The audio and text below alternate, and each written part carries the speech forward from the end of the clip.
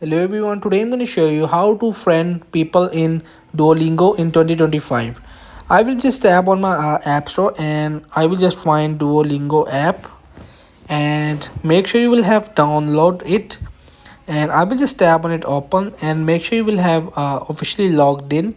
Simply just create your account with Google sign up and you will just move in the top right corner of three dots of profile, and I will just tap on it simply profile. So here you will just see the option of add friends. I will just tap on it simply, so you will just choose from your contacts. So you will just, if you want to just allow it, so it will just access your contacts and find your friends on Duolingo.